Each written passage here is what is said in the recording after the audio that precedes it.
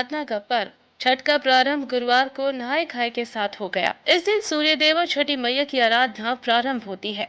पौराणिक मान्यता है कि अंगदेश के राजा दानवीर कर्ण सूर्य देव के बड़े भक्त थे और घंटों सूर्य आराधना में बिताते थे।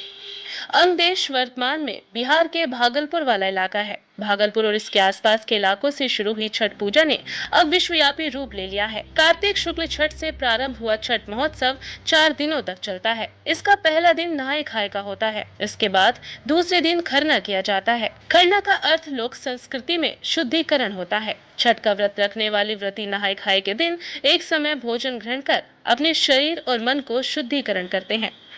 शुद्धिकरण की पूर्णता अगले दिन तक की जाती है, इसलिए इसको खरना कहते हैं। इस दिन व्रत करने वाले गुड़ से बनी खीर के नैवेद्य कुल देवता सूर्य देव और छठी मैया को समर्पित करते हैं। इस बार खरना नवंबर को किया जाएगा। देवी देवता को चढ़ाई जाने वाली खीर को व्रती अपने हाथों से शुद्ध होने के बाद तैयार करते हैं। गुड़ से बनी खीर को मिट्टी के चूल्हे पर तैयार किया जाता है। खीर में अरवा चावल या साठी का चावल इस्तेमाल किया जाता है। ईंधन के रूप में आम की लकड़ी का प्रयोग सर्वोत्तम माना जाता है, नहीं तो दूसरे वृक्ष की लकड़ी का भी इस्तेमाल कर सकते हैं।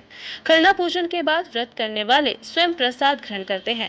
इसके बाद परिवार के दूसरे सदस्य इसको लेते हैं। खरना पूजन में एक बार भोजन ग्रहण करने के बाद व्रती दिन भर निराहार रहते हैं। शाम और सुबह का अर्घ्य देने के बाद ही व्रत का पारायण कर सकते हैं। खरना के बाद व्रती सख्त नियमों का पालन करते हैं। ब्रह्मचर्य का पालन करने के साथ जमीन पर शयन करते हैं और इसके लिए स्वच्छ बिस्तर का इस्तेमाल करते हैं। इस बार खरना के दिन बहुत शुभ योग बन रहा है। छठ का रवि योग का ऐसा संयोग बना है जो नहाय खाए से लेकर 2 नवंबर तक बना रहेगा।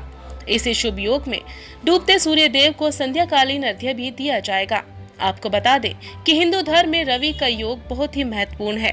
ये योग अनेक प्रकार के अशुभ योगों को दूर कर देता है। रवि योग के दिन भगवान सूर्य देव की विशेष कृपा होती है और छठ में भी भगवान सूर्य को अर्घ्य देकर उनकी उपासना की जाती है। इसलिए छठ पर बन रहा ये योग बहुत ही शुभ है।